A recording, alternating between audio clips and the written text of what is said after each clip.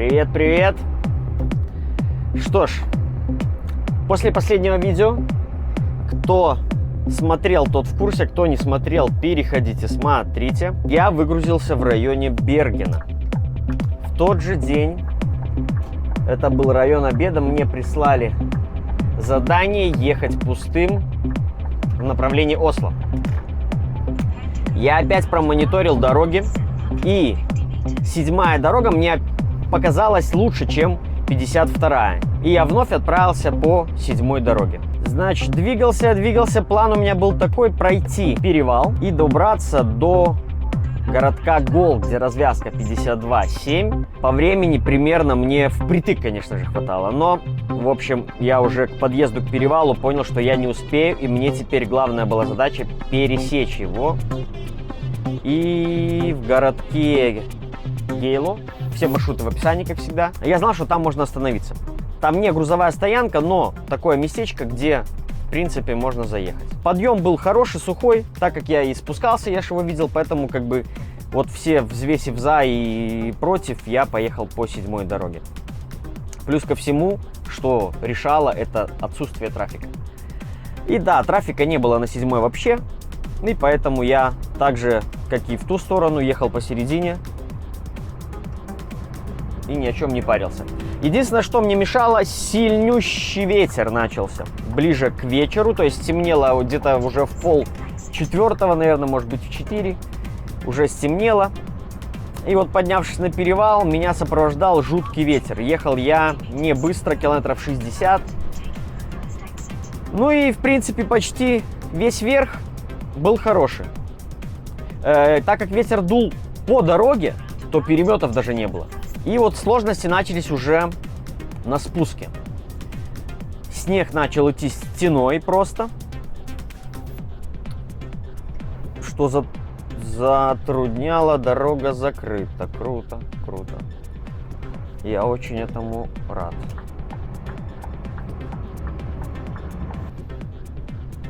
Отправился я в объезд, и я надеюсь, что все нам будет тут четко показано, куда нам объезжать. Ага.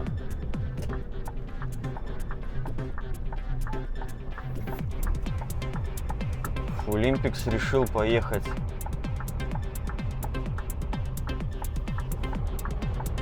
ну я за ним.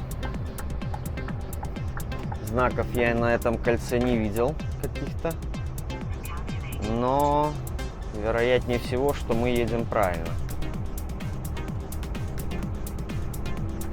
Да, вон я вижу уже стрелку красную, значит, все в порядке. Ну, немножко с вами прокатимся. Мы сейчас с вами находимся в городке Консвингер. Едем мы на границу Эда.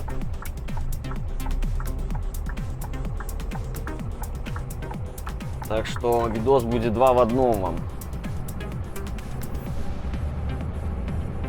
И о том, что было, и о том, что есть. Везу я немного груза, веса у меня 4 тонны.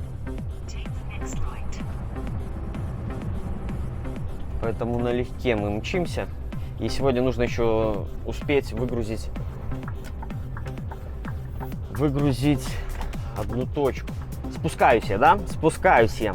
И у меня уже был 10-й час. Времени оставалось у меня совсем мало, то есть это была единственная, точнее даже не стоянка, а единственное место, где я мог остаться на ночь.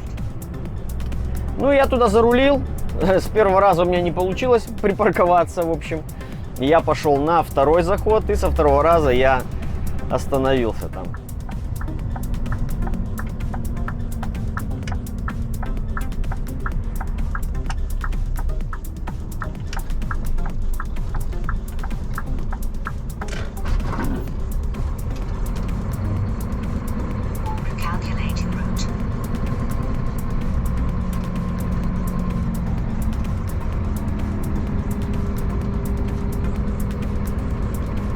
After 250 meters, turn right.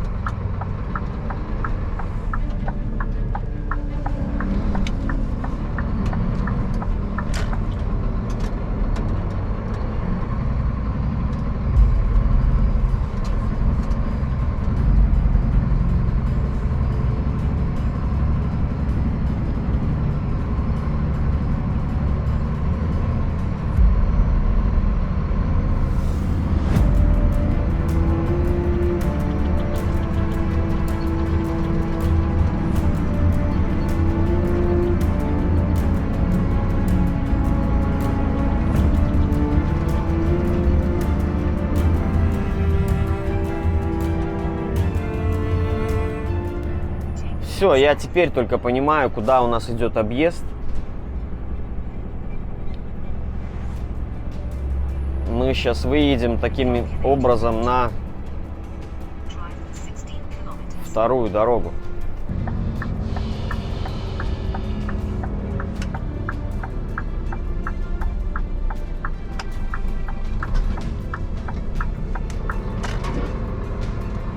Calculating route.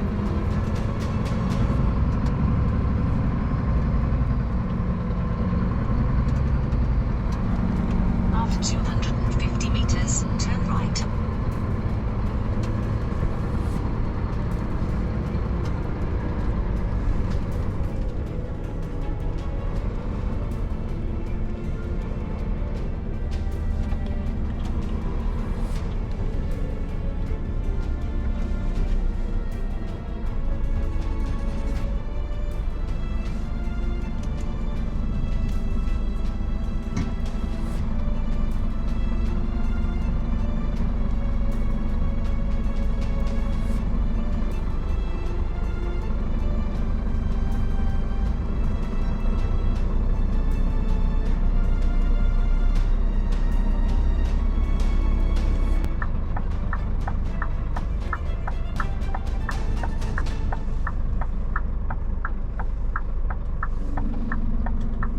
И со второго раза я припарковался.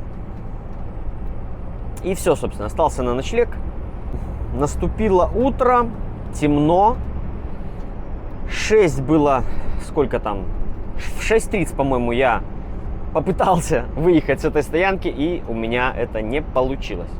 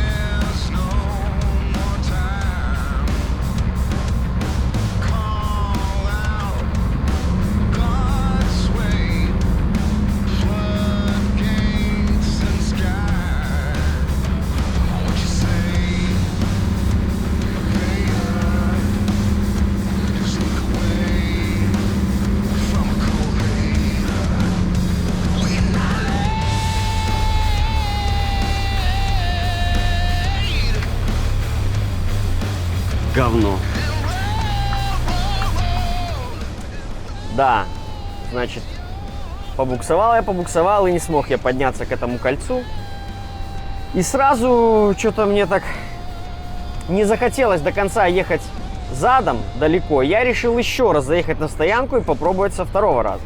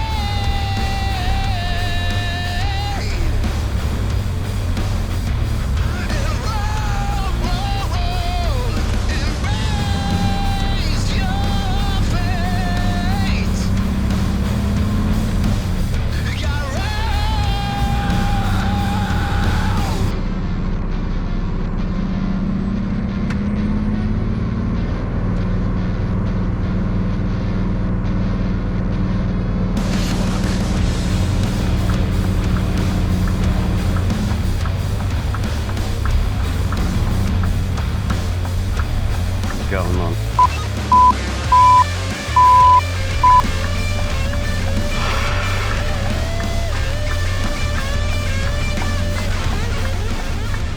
сожалению, у меня также это не получилось. И стало очень много машин ездить. Я начал ждать, пока они все будут проезжать, и чтобы с большей скоростью попытаться выскочить с этой стоянки. Но, короче, ничего мне не получилось.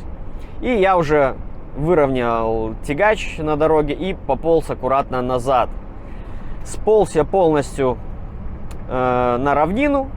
И с разгона я заскочил на это кольцо.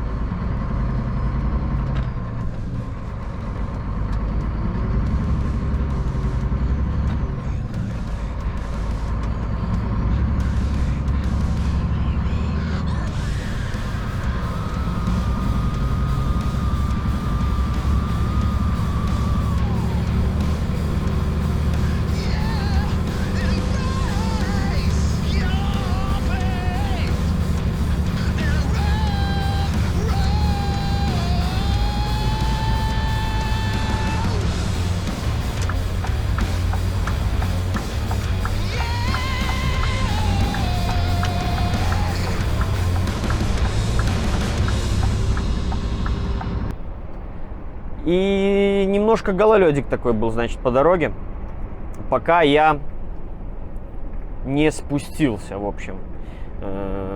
Минус 9, казалось бы, но дорожка была довольно-таки скользкая. Все, дальше без приключений я спокойно проехал. Оттуда уже с Бергена по семерке ехали, я видел машины на цепях, то есть... Ну, либо кто-то перестраховывался, либо действительно что-то там было. Ну, я, конечно, уже не смотрел. Смысла не было смотреть, если я туда не ехал. Ну, и здесь, как видите, вот погодка такая вот. 0. Поэтому мне до минуса нужно доехать до выгрузки. 130 километров мне пишет. А почему мне нужно доехать до выгрузки? Потому что я 4 тонны поставил назад прицепа. Вот. А спереди у меня 300 килограмм, которые едут на вторую выгрузку. Ну и расстояние между этими двумя выгрузками выходит в 500 километров. Поэтому я решил сделать так как недалеко было ехать. Но вот я не ждал, что какие-то начнутся тут объезды и возможные приключения. Ну, надеюсь, ничего тут страшного не произойдет. Не должно быть, по крайней мере, я эту дорогу знаю. И вот опять в этом видео я вам наглядно показал проблему двухосника. То есть вам, в принципе, нечем манипулировать вообще. Понимаете, да? То есть, если бы я был в той ситуации на трехоснике, то у меня не было такой проблемы. Потому что у меня поднят ленивец, у меня есть нагрузка на ведущую ось дополнительно. И я спокойно поднялся бы, ну, просто налегке поднялся бы в той ситуации. Возможно, немножко мне еще помешали легковушки, которые с 6 утра начали очень интенсивно там ездить, и они немножко накатали эту дорогу. И поэтому я там шоркался взад-вперед. Но я же еще раз повторюсь, что на трехоснике, то есть я бы просто выехал бы спокойно.